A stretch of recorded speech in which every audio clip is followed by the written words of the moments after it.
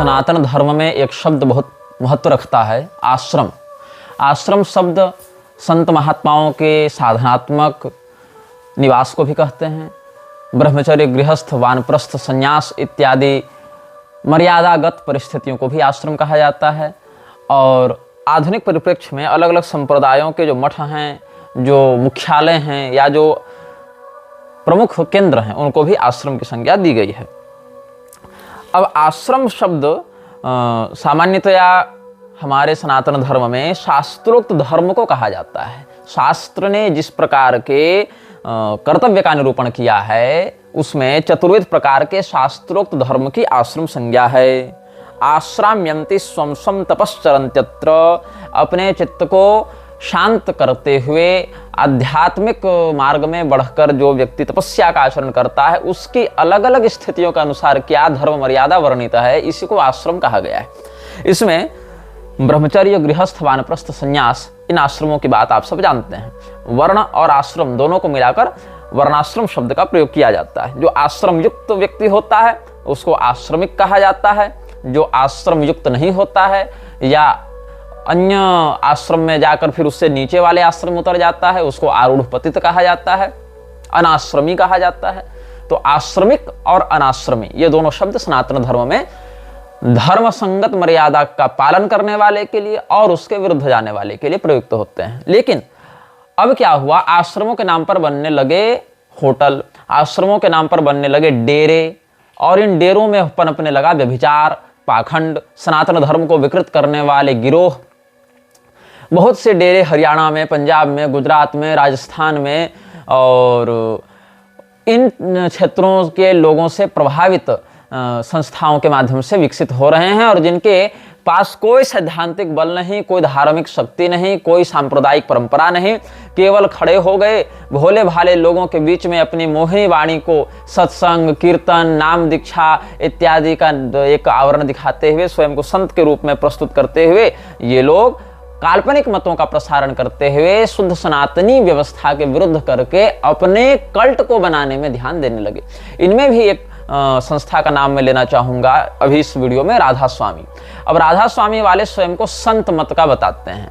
बहुत अर्वाचीन मत है, बहुत प्राचीन इतिहास नहीं है इसका, अर्वाचीन है। अर्वाचीन हो या प्राचीन हो वो तो अलग विषय हो गया। हालांकि प्राचीन में भी पाखंडियों का तो रहा ही ये दल। बौद्ध, जैन, चारवाक, अरहत, कालमुख, कापालिक, आजीवक ये शब्द प्राचीन है, किंतु क्या श्रुति स्मृति पुराणागम सम्मत हैं? नहीं है। तो प्राचीन अर्वाचीन की बात नहीं, बात शास्त्रीयता की है। किंतु इनमें जो पक्ष पाखंड का है वो तो प्राचीन भी नहीं है, ये तो नितांत ही अर्वाचीन है। तो प्रारंभ में इन लोगों ने क्या किया, सनातन धर्म के ऐसे लोगों को टारगेट करना आरंभ किया जो पढ़े लिखे नहीं थे लेकिन धनाढ्य थे, मतलब जमींदारी थी, अच्छे पैसे वाले थे, लेकिन सनातन धर्म के विषय में उनकी बौद्धिकता उतनी दृढ़ नहीं थी।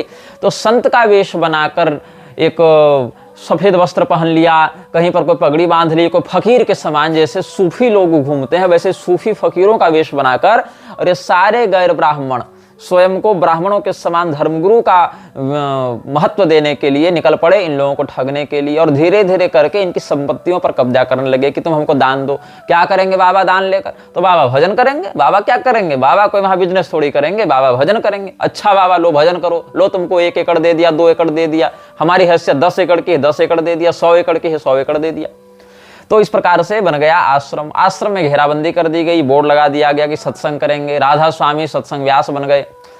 अब लोगों को जोड़ना है तो लोग कैसे जुड़ेंगे? लोग जुड़ेंगे भगवान के नाम पर। तो बोले कि राधा शब्द तो भगवान का ही है, राधा, कृष्ण, दुर्गा, सीता, राम, शिव, पार्वती ये सब तो परब्रह्म के वाचक हैं, कहीं पुरुषात्मक रूप से, कहीं प्रकृत्यात्मक रूप से, कहीं पुरुष माध्यम से, कहीं प्रकृति माध्यम से, लेकिन ये सब ब्रह्मवाचक शब्द हैं। तो राधा स्वामी मतलब भगवान कृष्ण होंगे। राधा स्वामी, राधाकांत, राधा रमण, राधिका नाथ ये सब तो भगवान कृष्ण के पर्याय हैं। तो राधा कृष्ण ही राधा स्वामी हो गए, ऐसा भ्रम हुआ लोगों को। तो आ गए तो खूब कीर्तन करवाया गया, राधे राधे करो, राम राम करो, कृष्ण कृष्ण करो। 1 सप्ताह 2 सप्ताह ये लोग भगवान का कीर्तन करवा देंगे। लोगों को लगेगा ये तो गजब चीज हो गई, ये तो कोई पाखंड नहीं, कोई प्रपंच नहीं, कोई विलासिता नहीं, कोई परिग्रह नहीं, ये सब तो केवल भगवत भजन करने वाले रमते जोगी हैं। फिर यहीं से प्रारंभ होता है कि अब हम जो कह रहे हैं वो करो। तो शुक्राना गुरुजी एक पैदा हो जा रहे हैं कहीं कहीं। गुरुजी का शुक्राना बस करो, गुरु जी का शुक्राना करो, गुरु जी के चरणों में लोटे रहो और अंधविश्वास फैलाते रहो। और इधर राधा स्वामी वाले भी राधा स्वामी राधा स्वामी राधा स्वामी करते रहो, लेकिन यहाँ राधा स्वामी कौन है? ये राधा स्वामी तो गुरु जी बन के बैठे हुए हैं, संत मत के प्रवर्तक के रूप में बैठे हुए हैं। संत कौन है? ब्राह्मणा श्रुति शब्दाश्च देवानाम व्यक्त मूर्तयः, ये सब परिभाषा संत की होती है। ब्रह्मांड पुराण में देख लो, मत्स्य पुराण में देख लो, गरुड़ पुराण में देख लो, वो संतत्व तो है नहीं, श्रुति में अधिकारी नहीं, श्रुति का खंडन उल्टे कर दे रहे हैं, वेद मर्यादा का खंडन उल्टे कर दे रहे हैं। फिर क्या किया इन लोगों ने? जब वोट बैंक इनके पास हो गया तो वोट बैंक जिसके पास होता है नेता उसके चरण चाटते हैं। जिस समय आसाराम बाबू के पास वोट बैंक दिख रहा था, मोदी वहां जाकर खूब माथा टेकता रहा। बाद में उसी मोदी शाह की जोड़ी ने आसाराम बाबू को ऐसा फंसाया, ऐसा जेल भेजा कि बार बार गवाहों के और आरोपी के बयान बदलते रहने के बाद भी, साक्ष्यों के सिद्ध न होने के बाद भी व्यक्ति को बेल तक नसीब नहीं हुई।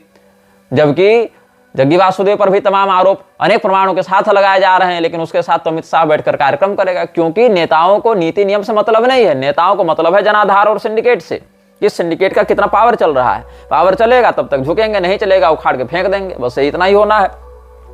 तो जब डेरों का सिंडिकेट बढ़ने लगा, पावर बढ़ने लगा, तो रामपाल पैदा हो गया, राम रहीम पैदा हो गया, राधा स्वामी पैदा हो गया, धन निरंकार पैदा हो गया, अलग अलग लोग पैदा हो गए।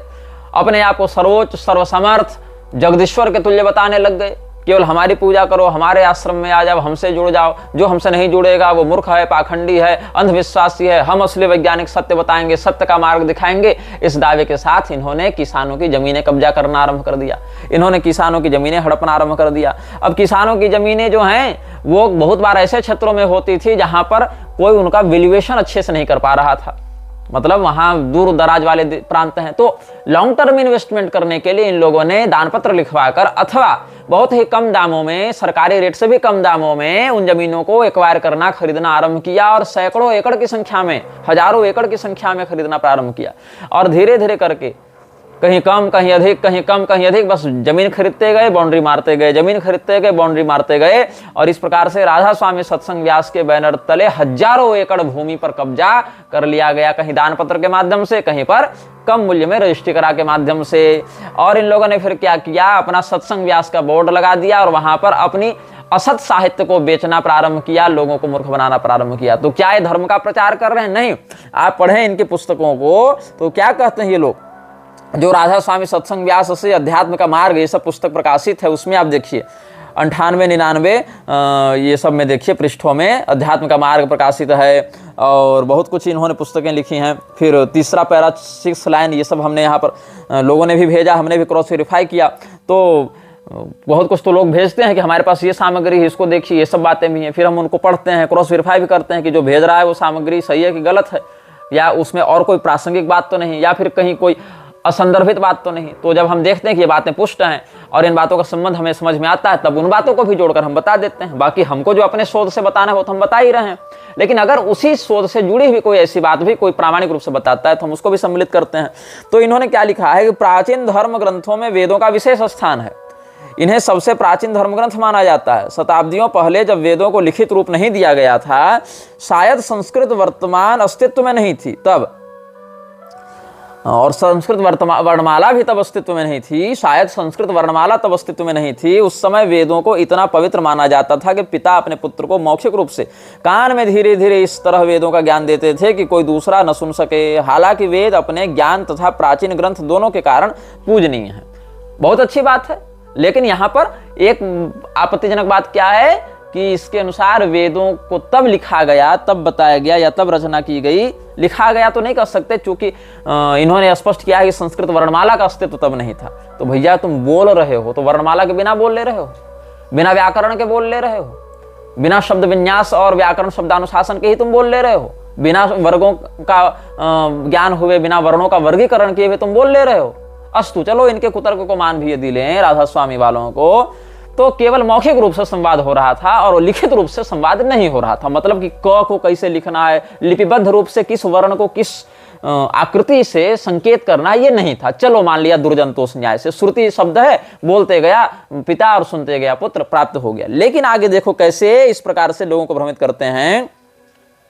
आगे कहते हैं, परंतु यह भी सत्य है कि संत मत, मतलब राधा स्वामी मत, आध्यात्मिक दर्शन शास्त्र की सबसे प्राचीन विधि है जो वेदों से कई युग पहले अस्तित्व में आ गई थी।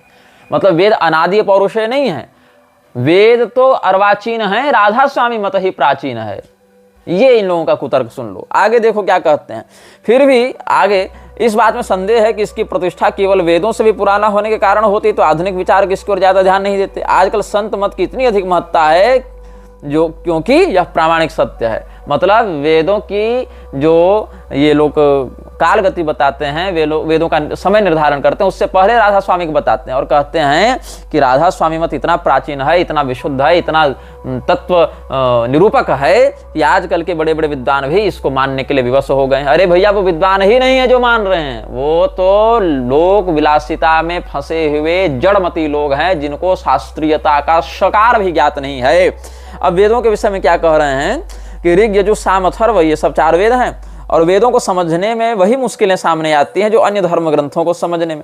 अब यह निश्चित करना कठिन है कि इनके मूल रूप में क्या लिखा है, आगामी शताब्दियों में इनमें वेदों में क्या जोड़ा गया और क्या वास्तविक था। पिछली शताब्दियों में, कई शताब्दियों में उसमें बहुत कुछ जोड़कर उनमें फेरबदल कर दिया गया। मतलब इसके अनुसार क्या है कि वेद तो बाद में लिखे गए, राधा स्वामी मत पहले था, लेकिन बाद में जो वेद लिखे गए उसमें भी जो एक पहला एडिशन निकला होगा ऋषियों के द्वारा, वो भी विशुद्ध अब हमको प्राप्त नहीं होता, बल्कि उसमें भी जोड़ जोड़कर अपनी बातें डाल दी गई हैं लोगों के द्वारा। तो ये कितना असांप्रदायिक और अपसिद्धांतगत विषय ये लोग प्रसारित कर रहे हैं। फिर क्या कहते हैं, दुर्भाग्यवश इस ज्ञान में ऐसा भी जोड़ दिया गया, दुर्भाग्यवश इस ज्ञान में ऐसा भी जोड़ दिया गया जो आध्यात्मिक उन्नति में सहायक नहीं।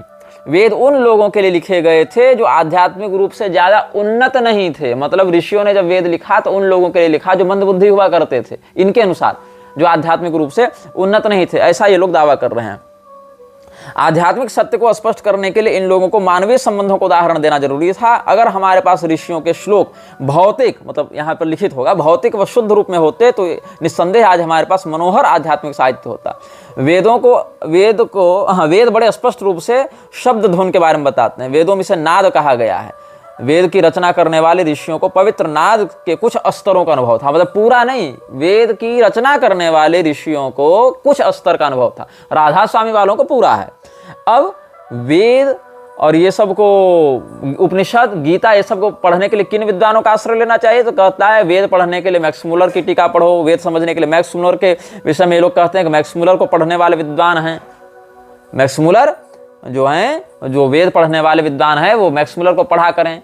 गीता पढ़ने के लिए अरविंदो को पढ़ा करो। अब मैक्स मुलर क्या था, बोर्डन प्रोफेसर था। बोर्डन प्रोफेसर क्या होता है इसके विषय में हम तब बताएंगे जब हम विवेकानंद की बात करेंगे। तो बोर्डन प्रोफेसर था, एक पोस्ट होता है बोर्डन प्रोफेसर। बोर्डन ने वो संस्कृत प्रोफेसर का पोस्ट बनाया था भारत को क्रिश्चियन बनाने के लिए। ये बाद में बताएंगे, ये सब ऑक्सफोर्ड विश्वविद्यालय, ये सब की बातें हैं। तो मोनियर विलियम्स और मैक्स मुलर में झगड़ा चल रहा था इसी पद को लेकर। ये सब चुनाव 1860 ईस्वी में हुआ था। ये सब पर हम बाद में बताएंगे बोर्डन प्रोफेसर क्या होता था। तो मैक्स मुलर लोगों को क्रिश्चियन बनाने के लिए ऐसा कर रहा था, उसी को पढ़ने की सलाह ये लोग दे रहे हैं। अरविंदो घोष, ये खुलेआम मैक्स थियन की चेलिन, जो फ्रीमेसन्स का सदस्य था, उसकी पत्नी, और मैक्स थियन की चेलिन जो कि कायरो का एक ऑकल्ट प्रैक्टिशनर था, उसका निकटवर्ती व्यक्ति रहा, जिसका बड़ा भाई खुद फ्रीमेसन्स में था। तीसरी बात, रॉबर्ट ई ह्यूम का उपनिषद भाष्य पढ़ लो। ये सारे ईसाई, अंग्रेज या इनसे जुड़े हुए लोगों को पढ़ने के लिए राधा स्वामी कहता है। मतलब वेद को अगर पढ़ना है तो इनके दृष्टिकोण से पढ़ो, ईसाइयत की नजर से पढ़ो, ताकि तुमको शुद्ध ज्ञान मिलेगा नहीं। और फिर बताएंगे कि वेद तो कुछ नहीं भैया, ये तो प्रक्षिप्त ग्रंथ है, इनमें जोड़ तोड़ करके सब सिद्धांत विरुद्ध बातें डाल दी गई। और हमारे जो ऋषि वेद लिखे थे वो भी बहुत पहुंचे हुए नहीं थे, वो नाद के कुछ स्तरों को जानते थे, और बाकी और जो कम ज्ञानी है उनके लिए वेद लिख दिया गया। लेकिन राधा स्वामी मत तो अति प्राचीन है, और राधा स्वामी मत तो बहुत विशुद्ध है और अपरिवर्तित है। मतलब इसके रूप में कोई छेड़छाड़ नहीं हुई है। यही सब उपनिषदों का अनुवाद, ये सब जो है वो जो रॉबर्ट ह्यूम ने किया है, उसको ध्यानपूर्वक अध्ययन करना चाहिए उन लोगों के द्वारा जो उपनिषद के मर्म को जानना चाहते हैं। और जो षट संपत्ति की बात है शंकराचार्य जी के संप्रदाय में, उसमें षट संपत्ति के विषय में आप तब समझेंगे जब साधन चतुष्टय का, शम दम तितिक्षा, उप्रति, वैराग्य, मुमुक्षत्व, ये सब जो विषय वहां पर पढ़ने में आएंगे, साधन चतुष्टय, इसके विषय में आप गूगल में सर्च करके सामान्य बातों को जान सकते हैं। उसमें अच्छे अच्छे लेख विद्वानों के आपको प्राप्त हो जाएंगे। षट संपत्ति, षडूर्मी संचय और या साधन चतुष्टय, इन सब विषयों में आप जान जाएंगे। तो ये कहता है मत वाला ये लोग कि हम इस बात पर बल देते हैं कि केवल ज्ञान से मुक्ति की प्राप्ति नहीं होती। ऋते ज्ञानान न मुक्ति वाला जो विषय है, या ज्ञानात् संजायते मुक्ति ही, ये सब शास्त्रीय विषय, श्रुति स्मृति पुराणागम सम्मत विषय ये लोग नहीं मानते हैं। राधा स्वामी के शरण में आने से मुक्ति हो जाएगी ना, ज्ञान से कैसे हो जाएगी इन लोगों को। और कहा हम प्रणव ओंकार से भी अधिक शब्दों को अपने पास रखते हैं, ब्रह्मलोक से भी आगे की बात रखते हैं, करते हैं।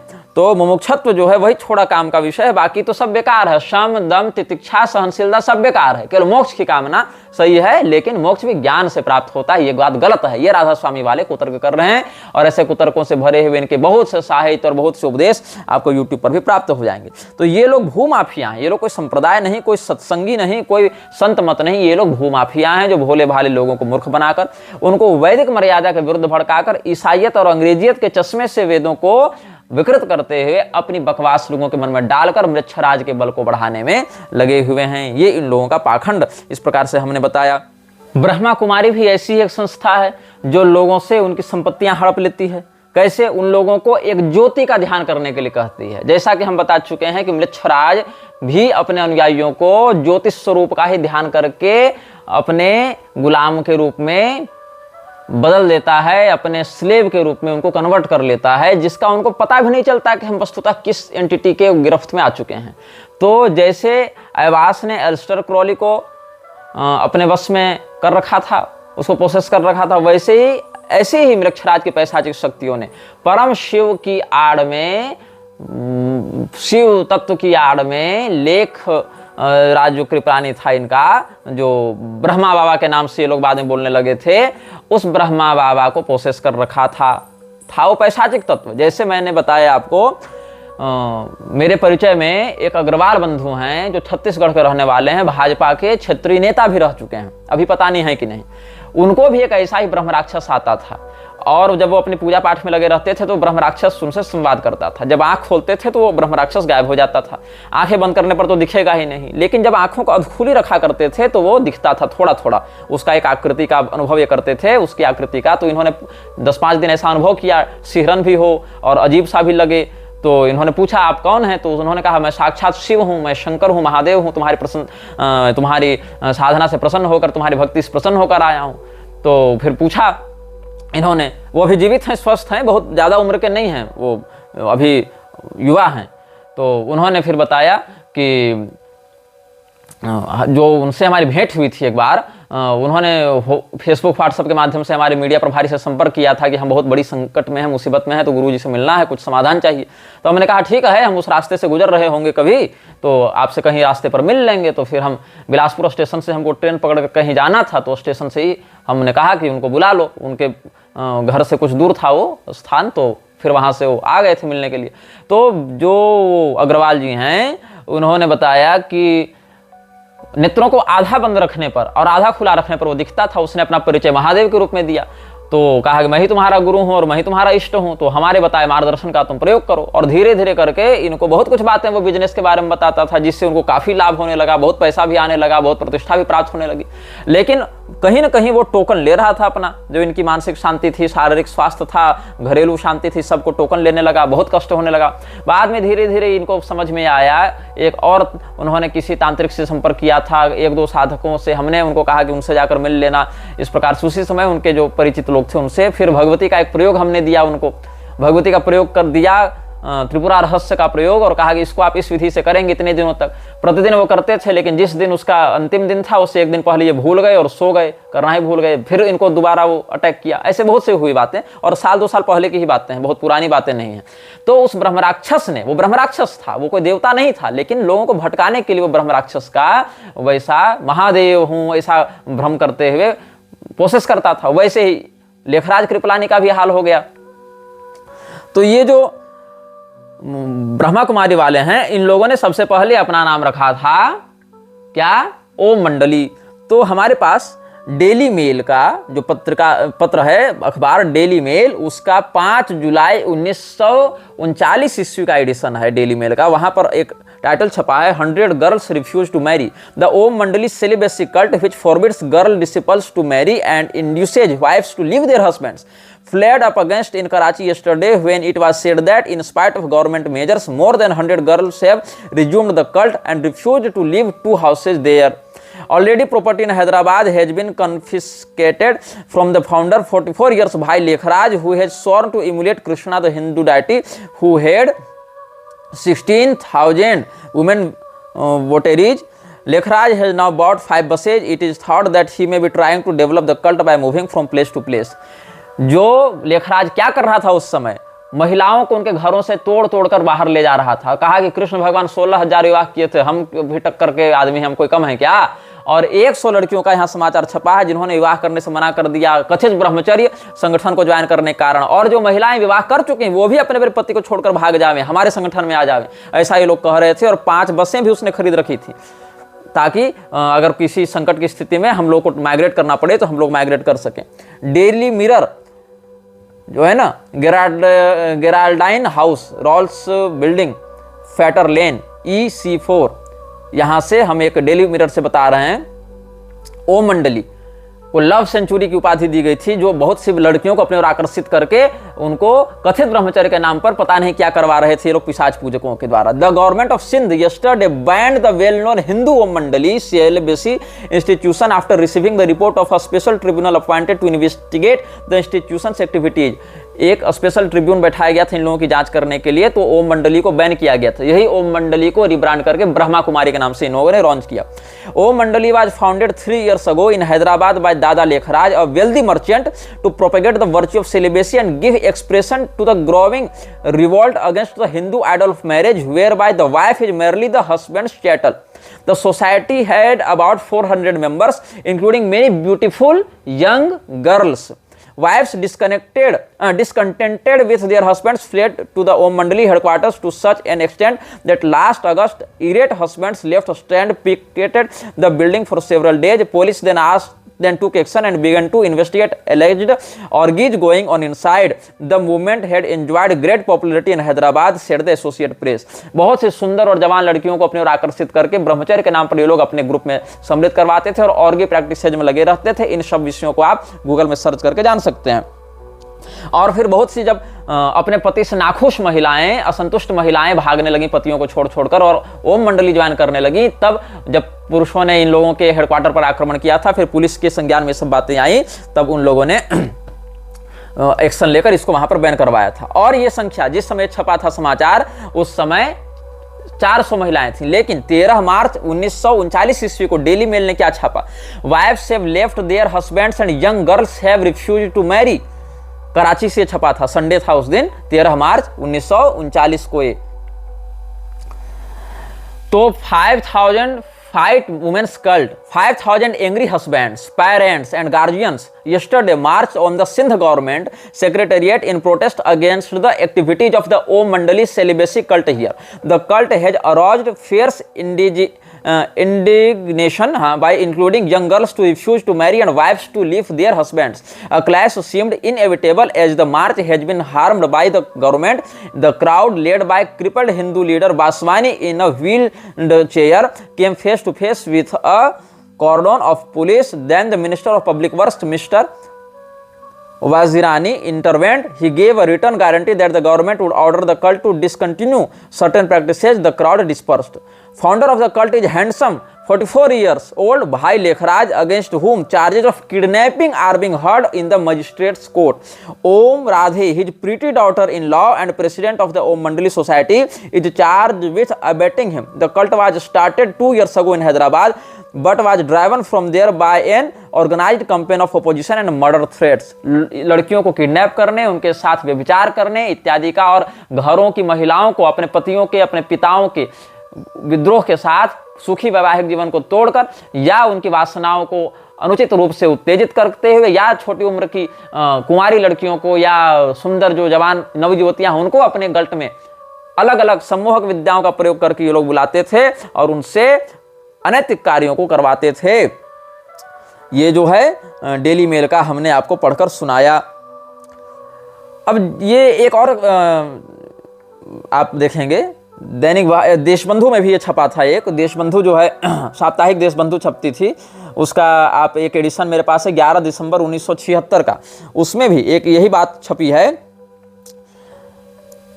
ब्रह्मा कुमारी आरती भारद्वाज क्षेत्र प्रभारी बन गई थी उस समय। दोनों मिलकर पूरे मध्य प्रदेश में अपना साम्राज्य स्थापित करने का प्रयास कर रहे हैं। इन्हीं प्रयासों के तहत भोपाल क्षेत्र के अधीन संचालित सेवा केंद्रों को बंद कराने के लिए वहां कार्यरत प्रभारियों को डराने धमकाने का काम जारी है। यदि ये सेवा केंद्र बंद हो जाते हैं तो इंदौर के केंद्र खोल दिए जाएंगे तथा ओम प्रकाश का साम्राज्य फैलता जाएगा। इस पूरे प्रकरण में सवाल यही उठता है कि सारे विवाद से वाकिफ होने के बाद संस्था की प्रमुख प्रशासिका प्रकाश मणि जी खामोश असहाय क्यों है? क्योंकि यहाँ लड़कियों को बुला बुलाकर ये सब तरह तरह के गलत काम करवाते थे, जिसके सबूत आज भी आपको यूट्यूब पर सैकड़ों वीडियो में मिल जाएंगे। कैसे लोगों की प्रॉपर्टी को छीनकर, कैसे छोटी उम्र की लड़कियों को, नाबालिगों को, सुंदर लड़कियों को अध्यात्म, मेडिटेशन, ज्योति ध्यान इत्यादि, राजयोग इत्यादि के माध्यम से ये लोग अपने ग्रुप में, अपने गैंग में सम्मिलित कर लेते हैं। और दुर्भाग्य से भारत के राष्ट्रपति पद पर बैठी महिलाएं भी इस संस्था के दुष्प्रभाव में आकर इनको प्रमोट करने में, इनको ग्लोरीफाई करने में लगी रहती हैं। तो क्या हुआ कि वहां तो माफिया कल्ट चल रहा है, कार्टल चल रहा है, तो कार्टल पर जिसका दबदबा रहेगा वहीं पर राज उसका चलेगा। तो इसीलिए कहा गया है। यह शायद बहुत कम लोगों को पता होगा कि ब्रह्मा कुमारी संस्था पंजीकृत संस्था नहीं है, यानी ब्रह्मा कुमारी प्रजापिता विश्वविद्यालय के नाम से संस्था संचालित करने के लिए मुख्यालय की अनुमति आवश्यक नहीं। यही वजह है कि मुख्य प्रशासिका यदि ओम प्रकाश शर्मा को संस्था से निष्कासित करती हैं तो वे अपनी स्वयं की संस्था इसी नाम से चला लेंगे। आरती भारद्वाज और ओम प्रकाश मिलकर ब्रह्मा कुमारी को उसका जो मुख्य जो हाई टेबल था ब्रह्मा कुमारी में, उससे विद्रोह करके अपना एक अलग सिंडिकेट चलाने लगे थे। इसी पर यह समाचार छपा है। इस विवाद में मुख्य प्रशासिका का धर्म संकट यही है कि चंद ब्रह्मा कुमारियों का पक्ष लेकर वे ओम प्रकाश शर्मा के अधीन बसे साम्राज्य को अपने हाथ से जाने नहीं देना चाहती। भले ही ब्रह्मा कुमारियों को शिकायत कितनी भी सही हो, वर्तमान में स्थिति यह है कि ब्रह्मा कुमारी संस्था पर जिसका जोर चलेगा वही काबिज रहेगा, जिससे यह सब गंवारा नहीं, वे अपनी राह बदल सकते हैं। कुल मिलाकर प्रजापिता लिखते हैं ऐसे, ब्रह्मा कुमारी विश्वविद्यालय में ईश्वरीय साधना या उपासना नहीं बल्कि धन संपत्ति व साम्राज्य विस्तार का संघर्ष चल रहा है, जिसे बचाए रखने की व्यवस्था ने संस्था की मुख्य प्रशासिका जो प्रकाश मणि थी उस तक को खामोश कर दिया है। ये साप्ताहिक देशबंधु में छपा हुआ समाचार था। और दैनिक भास्कर ने 13 दिसंबर 1986 ईस्वी को इंदौर से शनिवार को ये 40वें वर्ष का 357वां अंक जो छपा था, वहां पर एक आर्टिकल छापा है दैनिक भास्कर ने, वो भी मैं पढ़कर आपको सुना दे रहा हूं। ब्रह्मा कुमारियां छली जा रही हैं, उनके साथ ब्लैकमेल किया जा रहा है, ज्योति बिंदु स्वरूप परमात्मा के नाम पर वे पीटी जा रही हैं, धार्मिकता गायब हो चुकी है। इंदौर जोन पूरी तरीके से धार्मिक कृत्यों में संलग्न है। वहां की ब्रह्मा कुमारियां प्रपंचों में फंस चुकी हैं। ज्योति बिंदु को सब कुछ बताकर नई जिंदगी शुरू करने का दर्शन उन्हें ब्लैकमेल करवाने को बाध्य कर रहा है। यह सब उन ब्रह्मा कुमारियों ने कहा है जो जैसे तैसे जोन की परिधि से बाहर भागी हैं। उनका मत है कि ब्रह्मा प्रजापिता ब्रह्मा कुमारी ईश्वरीय विश्वविद्यालय के सिद्धांत जितने पुनीत हैं उसके लोग उतने ही गलीज हैं। अब सिद्धांत पुनीत है नहीं, इनको क्या सिद्धांत के बारे में पता था? सिद्धांत ही गलीज है तब तो लोग गलीज हुए ना। सिद्धांत कुछ है नहीं, बकवास है कि 5000 साल का चारों युग होता है, हर 5000 साल के बाद घटना रिपीट होती है। ब्रह्मा विष्णु महेश से बड़े हमारे लेखपाल दादा हैं, लेखराज दादा हैं, और 84 बार मनुष्य योनि लेनी है, और एक बार जो मनुष्य बना वो अगले जन्म में फिर मनुष्य बनेगा, फिर मनुष्य बनेगा, और एवरेज निकालें तो 5000 साल में 84 बार मनुष्य बनेगा। तो एवरेजली देखें तो 60 साल से अधिक किसी की उम्र हो ही नहीं सकती है। तो ये सारी बकवासों को भर के इन लोगों ने पैशाचिक मतों के माध्यम से केवल संपत्ति बटोरो और वो जो अनाम लक्ष्य की ज्योति है उससे लोगों को जोड़ो, बस यही इनका है काम। तो ये आगे अखबार में लिखता है कि जो तथ्य सामने आए हैं उससे लगता है कि ब्रह्मा कुमारियों का इंदौर जोन भी उसके निर्देशक ओम प्रकाश शर्मा के स्वार्थ पूर्ति का केंद्र बनकर रह गया है। बताया जाता है कि शर्मा ने संस्था की बुनियादी नीति, नियमों व सिद्धांतों को ताक में रखकर अनेक ब्रह्मा कुमारियों के जीवन को बर्बादी के कगार पर पहुंचा दिया है। आरोप है कि संस्था में उठी उचित विरोध की आवाज को दबाने के लिए ओम प्रकाश भाई जी बहनों के साथ मारपीट, भोजन में जहर मिलाकर पागल कर देने, अनर्गल आरोप लगाकर बहनों को बदनाम करने, संस्था से बाहर जाकर अनिश्चित जीवन जीने के लिए मजबूर कर देने से लगाकर गुंडों का सहयोग लेने जैसे हथकंडे अपनाते रहे हैं। अब तक व्यवस्थाओं और संस्थागत अनुशासन के कारण ब्रह्मा कुमारियां चुपचाप सहती रही हैं, किंतु निदेशक की दतियां अब उनकी सहनशक्ति से बाहर हो रही है। धर्मानुशासन के ताले टूट गए हैं। इंदौर जोन में पनपते फैलते कथित अधार्मिक माहौल के प्रतिकार के सिलसिले की शुरुआत करने का साहस किया है 42 वर्षीय ब्रह्मा कुमारी पुष्पा श्रीवास्तव, 33 वर्षीय पद्मा बहन और भ्राता सुरेंद्र जैन ने। इंदौर जोन के निदेशक ओम प्रकाश शर्मा के अमानवीय कृत्यों का सुस्पष्ट ब्यौरा प्रधानमंत्री को प्रेषित करके इन लोगों ने न्याय की गुहार की है। विगत 16 वर्षों से प्रजापिता ब्रह्मा कुमारी ईश्वरीय विश्वविद्यालय की नियमित सदस्य और 13 वर्षों से संस्था के प्रति तन मन से समर्पित ब्रह्मा कुमारी पुष्पा श्रीवास्तव द्वारा प्रधानमंत्री राजीव गांधी को भेजे गए शपथ पत्र के अनुसार युवतियों और महिलाओं को ब्रह्मा कुमारी बनने के लिए उकसाया जाता है और संस्था के प्रति समर्पित होने वाली बहनों को अपने घर से नगद रुपया, सोना, चांदी, जेवर, बर्तन और अन्य कीमती चीजें राजी से या चुरा कर लाने के लिए बाध्य किया जाता है। खुद पुष्पा बहन ने समर्पण के समय, सोच लो कब का है यह, 80-90 के दशक का समाचार है ये, तो क्या कह रहा है, 25,000 रुपये नगद, 10 तोला सोना और 8,000 रुपये मूल्य की सामग्री इंदौर जोन को अर्पित की थी।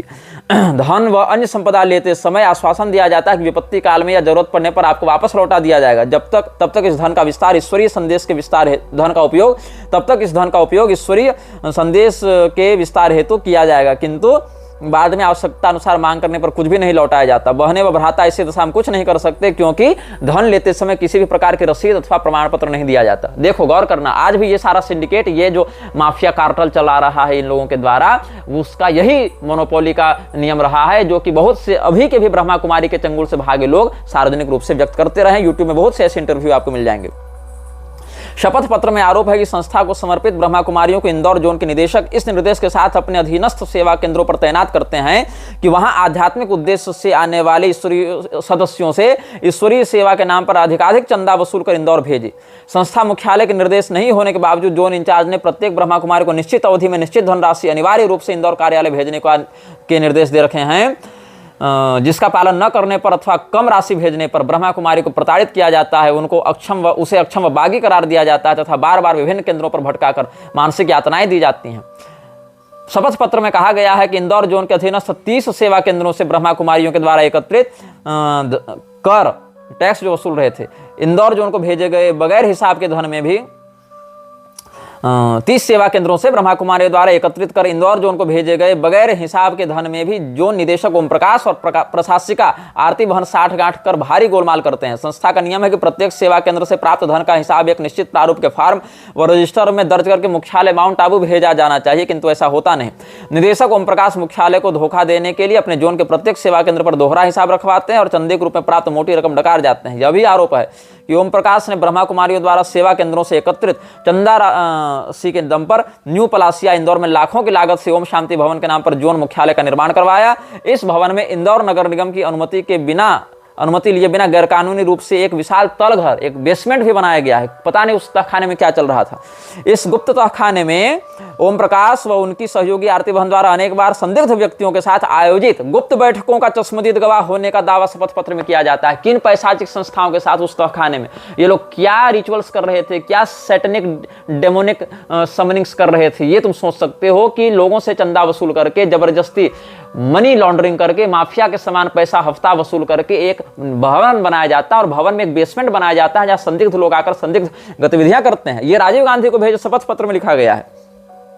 यह भी कहा जाता है कि अपने जोन को साम्राज्य मानकर उसके विस्तार की अति महत्वाकांक्षा में इंदौर जोन निदेशक ने अपने पड़ोसी जोन भोपाल व जयपुर के अनेक सेवा केंद्रों को बंद करवाकर अपने जोन के सेवा केंद्रों की स्थापना हेतु कई हथकंडे अपनाए, जिसमें दूसरे जोन की ब्रह्मा कुमारियों को भगाने के लिए, उन्हें डराने धमकाने, केंद्रों को खाली करवाने के लिए, आवास स्वामी को भयभीत करने, सेवा केंद्रों का ताला तोड़कर कब्जा कर लेने, गुंडों का सहयोग लेने तथा सामान फेंकवाने जैसे कृत्य भी शरीक हैं। भोपाल जोन के निदेशक महेंद्र भाई व जयपुर जोन के अनेक बहनों ने समय समय पर ओम प्रकाश की गलत हरकतों के विरुद्ध शिकायतें की हैं। विरोध का दमन आगे कैसे, शपथ पत्र में वर्णित तथ्यों के अनुसार ओम प्रकाश की गलत हरकतों व अनुचित व्यवस्थाओं के विरुद्ध अनेक बार विरोध पनपा है, परंतु पंजाब से आए ओम प्रकाश जी साम दाम दंड भेद की नीति अपनाकर उसे कुचलते रहे हैं। इसकी आगे का आपको हम बता ही चुके हैं कि कैसे ओम प्रकाश और आरती भारद्वाज की मिली भगत से मारपीट करके सबको वहां पर प्रताड़ित करके युवतियों के साथ अत्याचार किया जाता रहा है। ऐसे ही दैनिक भास्कर इंदौर का आगे देखिए क्या वर्णन है कि उनके अधीन कार्य करने वाली 60 से अधिक ब्रह्मा कुमारियों में अधिकांश को उन्होंने ही समर्पित करवाया है, अतः संस्था के बजाय व्यक्तिगत रूप से उनके प्रति समर्पित हैं। ओम प्रकाश जी अपने विरोधियों के सफाई हेतु बखूबी उनका उपयोग करते हैं। ब्रह्मा कुमारियों ने विरोधी व्यक्ति के खिलाफ झूठे आरोप पत्र भिजवाने, चारित्रिक लांछन लगाने तथा संस्था मुख्यालय पर प्रधान दादी प्रकाशमणि के समक्ष अपने पक्ष में समर्थकों का प्रदर्शन करवाने जैसे काम किए जाते हैं। इतने पर भी उद्देश्य पूरा न हो तो खिलाफ बोलने वाले व्यक्ति के विरुद्ध ब्रह्मा कुमारियों से पुलिस में झूठी रिपोर्ट दर्ज करवाने, गुंडों से पिटवाने व अपने उच्च संबंधों का फायदा उठाकर विभिन्न अड़चनों में उलझा देने जैसे कृत्य जोन निदेशक के लिए मामूली बात हैं। अन्याय के बावजूद खामोशी से उसे सहने और जोन निदेशक का समर्थन करने की एक प्रमुख वजह निदेशक ओम प्रकाश द्वारा ब्रह्मा कुमारियों व भ्राताओं को किया जाने वाला ब्लैकमेल है। संस्था की व्यवस्था के अनुसार प्रत्येक समर्पिता ब्रह्मा कुमारी का साप्ताहिक व भ्राता को पाक्षिक चार्ट भेजा जाता है। इन चार्टों में एक निश्चित प्रारूप के कुछ सवालों के जवाब देना होते हैं। भ्राताओं को भेजे जाने वाले पाक्षिक प्रपत्र में प्रश्न क्रमांक 6 एवं ब्रह्मा कुमारियों को भेजे जाने वाले साप्ताहिक चार्ट में क्रमांक 5 में वर्णित सवाल के जवाब में ब्रह्मा कुमारी व भ्राता को यह बताना पड़ता है कि आपके द्वारा मनसा वाचा कर्मणा क्या भूले हुई, जबकि ख भाग में यह पूछा जाता है कि आपने अपने साथियों को कौन सी भूलें करते हुए देखा और सुधार के लिए आपने क्या किया। इस प्रारूप को भरने के पीछे उद्देश्य यह है कि प्रत्येक ब्रह्मा कुमारी व भ्राता अपनी भूलें व पाप स्वीकार कर शिव बाबा को समर्पित कर दें, मतलब कन्फेशन करवाएं। नियमानुसार जोन में आए इस चार्ट को बगैर पढ़े जला दिया जाना चाहिए, मतलब हमने कन्फेस कर दिया, शिव जी को पहुंच गया, फिर बिना पढ़े उसको जला देना चाहिए। परंतु आरोप है कि जोन निदेशक ओम प्रकाश और प्रशासिका आरती बहन चार्ट को खोल कर केवल पढ़ते हैं, बल्कि उन्हें जलाने के बजाय भूलों के पत्रों को संभाल कर रखते हैं तथा जरूरत पड़ने पर हस्तलिखित भूलों के आधार पर ब्लैकमेल करते हैं। शपथ पत्र के अनुसार जोन निर्देशक ओम प्रकाश के गलत हथकंडों में सहभागी बनने से इंकार करने पर खुद ब्रह्मा कुमारी पुष्पा श्रीवास्तव को उनका कोपभाजन बनना पड़ा और वह आज इतनी प्रताड़ित हो चुकी हैं कि आत्महत्या के बारे में सोचने लगी हैं, क्योंकि 42 वर्ष की उम्र में अब समाज में वापस लौटकर सामान्य जीवन जीने की तमाम संभावनाओं के द्वार बंद हो चुके हैं। पुष्पा बहन के अनुसार मार्च 83 ईस्वी के मार्च में उन्हें जोन के नीमच केंद्र पर नियुक्त किया गया। इस समय इंदौर में भवन निर्माण के लिए अधिकाधिक धन एकत्र करने का आदेश थे, जिसकी पूर्ति हेतु कोशिशें कर पुष्पा बहन ने उस समय 75,000 की नकदी, सीमेंट, पत्थर आदि का सहयोग करवाया। किंतु इस कार्य में प्रमुख अवरोध यह आया कि नीमच के सेवाधारी कार्यकर्ता इस बात के खिलाफ थे कि नीमच से एकत्र किया गया पैसा इंदौर में खर्च हो। इस बारे में नीमच केंद्र के प्रमुख निष्ठावान सेवाधारी कार्यकर्ता सुरेंद्र जैन के नेतृत्व में कुछ भ्राताओं ने संस्था मुख्यालय माउंट आबू जाकर यह मंशा जाहिर की कि नीमच से एकत्र धनराशि को इंदौर भेजने के बजाय नीमच में ही ओम शांति भवन के निर्माण में लगाया जाए। मुख्यालय को इस बात पर कोई आपत्ति नहीं थी, किंतु ओम प्रकाश भाई जी को अपने एक छत्र साम्राज्य में यह घोर दखलंदाजी का कार्य लगा और उन्होंने पुष्पा बहन को निर्देश जारी किया कि वह सुरेंद्र जैन पर गंदे आरोप लगाकर नीमच पुलिस थाने पर रिपोर्ट दर्ज करवाएं, लेकिन वह ऐसा नहीं कर पाई। अवज्ञा से क्रोधित ओम प्रकाश ने किसी बहाने पुष्पा भवन को जोन मुख्यालय ओम शांति भवन इंदौर बुलवाया और एक कमरे में बंद कर बाहर ताला डाल दिया। 4 दिन तक बगैर खाना पानी के उन्हें उसी स्थिति में कैद रखा गया। उन पर अनर्गल आरोप लगाए गए। ओम प्रकाश की समर्थक बहनों ने पुष्पा बहन के साथ मारपीट की और स्वयं जोन निदेशक ओम प्रकाश जी और प्रशासिका आरती बहन ने आतंकित किया और मानसिक यातनाएं दी। जैसे तैसे अपने भाई के हस्तक्षेप से पुष्पा बहन अपनी मां के पास पहुंच पाई और वहां से सीधे संस्था मुख्यालय माउंट आबू जाकर प्रमुखा दादी प्रकाश मणि के समक्ष अपने साथ हुए तथा इंदौर जोन में चल रहे अत्याचारों का ब्यौरा पेश किया। दादी जी ने ओम प्रकाश भाई जी को बुलवाया और सभी को संस्था की बदनामी का वास्ता देकर विवाद समाप्त करने की समझाइश की और पुष्पा बहन को पुनः नीमच केंद्र की इंचार्ज बनाकर भेजा। 33 वर्षीय पद्मा बहन ने भी अब अपनी जबान खोली है। उनके शपथ पत्र में वर्णित स्थितियां बेहद मार्मिक और अमानवीयता का कच्चा चिट्ठा है। पद्मा बहन पिछले 13 वर्षों से संस्था के नियमित सदस्य तथा 76 ईस्वी में संस्था को समर्पित हुई। समर्पण के समय पद्मा के माता पिता व भाइयों द्वारा जीवन निर्वाह के लिए दिया गया 11 तोला सोना, लगभग 10,000 नगद, उपयोग हेतु स्वेटर बुनने की मशीन, 2 गैस चूल्हे, हजारों के बर्तन व कीमती गोटे किनारी कपड़े पद्मा ने सभी कुछ संस्था को सौंप दिए। उन्हें कोई रसीद इंदौर जोन से नहीं दी गई।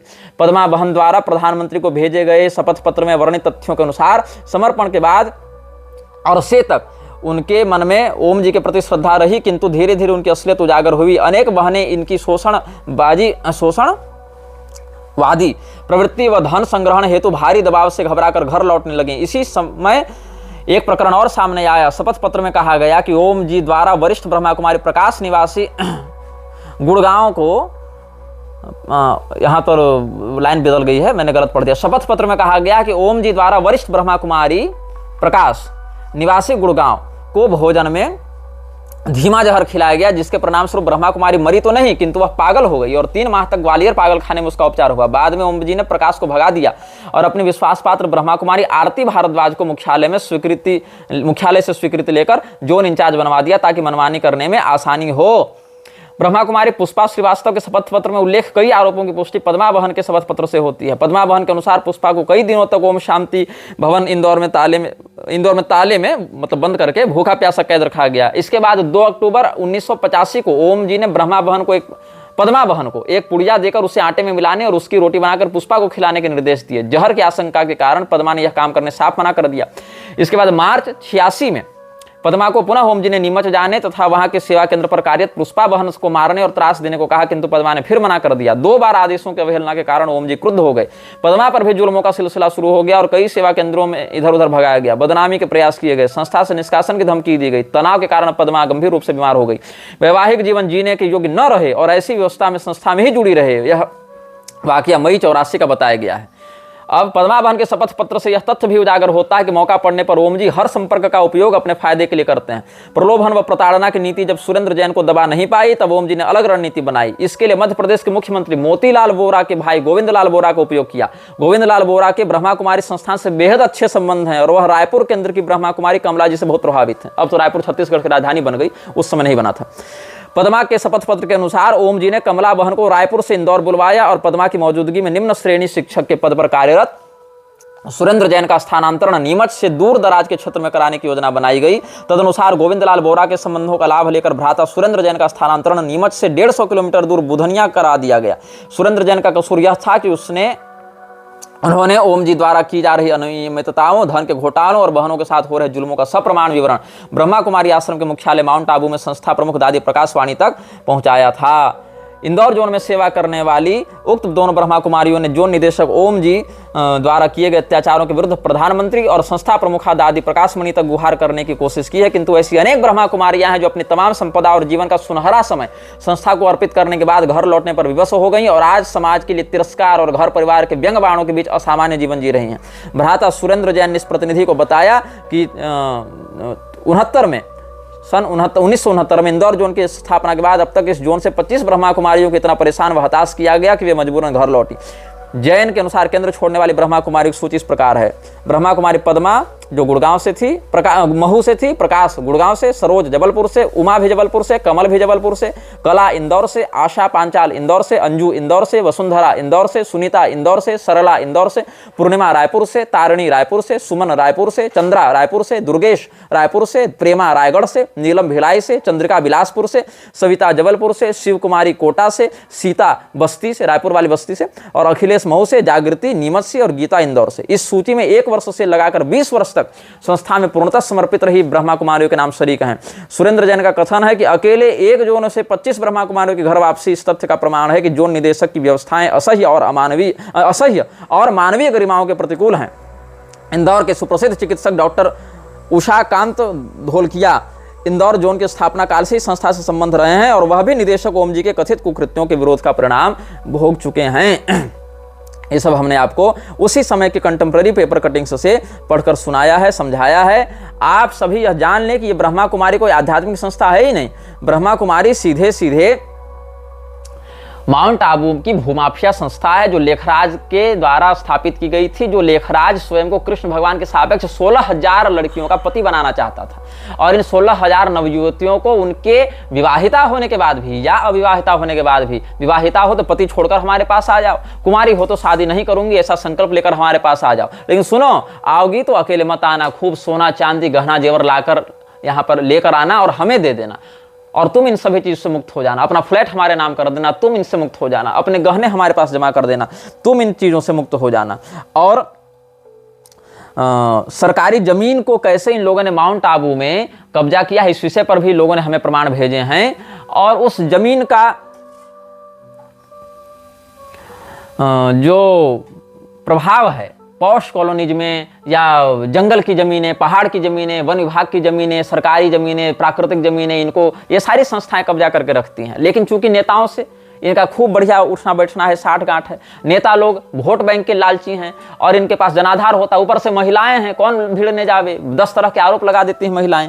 इसीलिए इन लोगों के षड्यंत्र को दबाना सरकार के लिए अगर रुचि हो भी तो बहुत कठिन हो जाता है, उस समय की सरकारों के लिए भी, अभी के लोगों के लिए भी। बाकी रही हिंदुओं की बात, तो हिंदू तो इतना अधिक परंपरा विमुख हो गया है कि ऐसी माफिया कार्टेल चलाने वाली जो गिरोह वाली स्त्रियां हैं, संस्थाएं हैं, उनको भी संत मानता है, उनके भाषण करवाता है, ग्लैमर वर्ल्ड का प्रयोग करके उन समस्त ब्रह्मा कुमारियों जैसी संस्थाओं के आकर्षक मोहक व्यक्तित्व सम्मोहक शक्तियों का, पैशाचिक शक्तियों का आश्रय लेकर और उनके द्वारा जो सुंदर सुंदर लड़कियों को प्रस्तुत करके उनसे भाषण दिलवाया जाता है, उन सभी स्थानों पर लोग जाते हैं, आकर्षित होते हैं, उनके अनुयायी बनते हैं, अपनी संपत्तियां उनको सौंपते हैं। आगरा में, बागपत में ये सब का अलग अलग हमारे पास सुसाइड केस का प्रमाण उपलब्ध है। फॉरेस्ट लैंड कैप्चर कैसे किया गया था, कैसे ब्रेन वॉश किया जा रहा है, किरण बेहरा का मर्डर सुसाइड केस इत्यादि का हमारे पास प्रमाण उपलब्ध है। यहाँ पर बहुत कुछ है इसमें।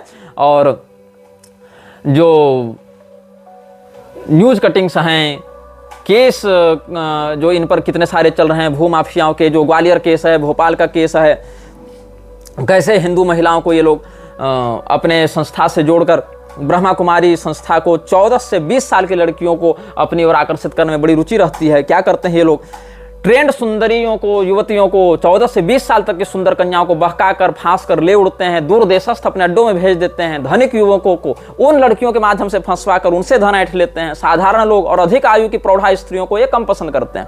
लेकिन जहां सुंदर लड़कियां हैं उनको जल्दी लाओ और उनसे उन धनी लड़कों को अपने पास फंसवाओ जिनके पास अच्छा पैसा है। और श्रृंगार रस, उत्तेजक गानों के रिकॉर्ड इन सत्संगों में बजाए जाते हैं। लेखराज को परमात्मा बताकर उसी का ध्यान करने कहा जाता है। चित्रों में ब्रह्मा, विष्णु, महादेव के जो त्रिदेव हैं उनमें ब्रह्मा का स्थान पर लेखराज का चित्र बताया जाता है और उसकी पत्नी को आदि देवी सरस्वती कहकर उसका चित्र बना दिया जाता है। मैजिक लालटेन से सिनेमा दिखाते हैं और बड़े बड़े नेता, मंत्री, राज्यपाल, राष्ट्रपति के फोटो अपने साथ दिखाकर कहते हैं कि बड़े बड़े लोग हमारे प्रभाव में हैं। इसीलिए इन समस्त लोगों को मूर्ख बनाने के हथकंडों को अपनाकर ये लोग केवल एक कार्टल चला रहे हैं। ऐसे ही आबू रोड में ब्रह्मा कुमारी आश्रम में सेवादार की मौत के बाद पोस्टमार्टम पर भी संदेह गहराया। इस प्रकार से बहुत से पेपर कटिंग हमारे पास प्राप्त हो रहे हैं, लोगों के द्वारा भेजे गए। जितने भी ये सब ओम मंडली वाले गिरोह के लोग थे और कन्या समर्पण समाज ये लोग चला रहे हैं। पंचम सिंह नाम का जो दस्यु सम्राट नहीं था पहले, जो पहले खूब ब्रह्मा कुमारी का प्रचार करवाया, वो उसका भी आरोप रखा बाद में कि ब्रह्मा कुमारी संस्था के लोग धर्म और अध्यात्म के नाम पर मनोवैज्ञानिक तरीके से लोगों को अपने जाल में फंसाकर उनके जीवन का उपयोग करते हैं और मनगढ़ंत ज्ञान सुनाकर दान के नाम पर संपत्ति लूटकर खुद के लिए महलों जैसे आश्रम बनाकर ऐशो आराम के साधन जुटाते हैं। पंचम सिंह जो था उसको भी अलग अलग करोड़ों की संपत्ति ये लोग हड़प लिए, उसको भी ब्रेन वॉश करके अपने यहाँ बुला लिए और बाद में जब 1980 में जेल से रिहा होकर ब्रह्मा कुमारी ज्वाइन किया था, बाद में इसको दिया गया था कि आश्वासन की तुम्हारा हम हमेशा भरण पोषण करेंगे, लेकिन ये लोग उसका सारा पैसा लेकर उड़ गए। इसके भी बड़े सारे वीडियो, फोटो ये सब वायरल हुए थे, बहुत सारा इसका इंटरव्यू वायरल हुआ था। और इसीलिए इसने कहा था कि जब पैसा पास था तो घर आते थे ये लोग, पैसा समाप्त तो हो गया तो आना जाना भी छोड़ दिए। इसीलिए ब्रह्मा कुमारी से बच्चियों को रखें दूर, जीवन होने से बचाएं, जीवन बर्बाद होने से बचाएं। ये पेपर कटिंग भी छपी हुई थी यहाँ पर। परम पिता परमात्मा और उनके दिव्य कर्तव्य नाम से ये लोग बीच भगवान विष्णु को और इधर अपना लेखराज को और उधर महादेव जी का फोटो छापकर कहता है ब्रह्मा कुमारी का गिरोह कार्टल कि ये जो लेखराज है यही असली ब्रह्मा है।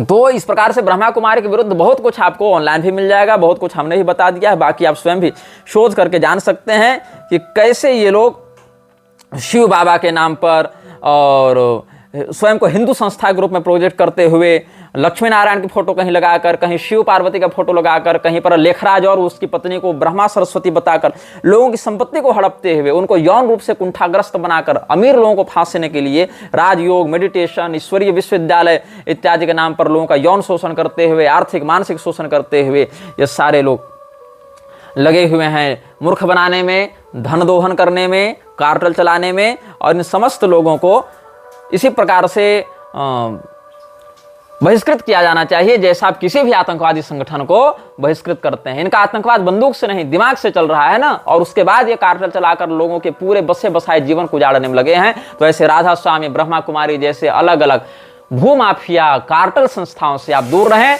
अन्यथा लेखराज की शक्तियां ही आपके विनाश का कारण बनेंगी। यह वीडियो जल्द ही हटा दिया जा सकता है। कृपया थर्ड पार्टी ऐप्स का उपयोग करके डाउनलोड करें। आप इस वीडियो को अपने चैनल पर फिर से अपलोड भी कर सकते हैं।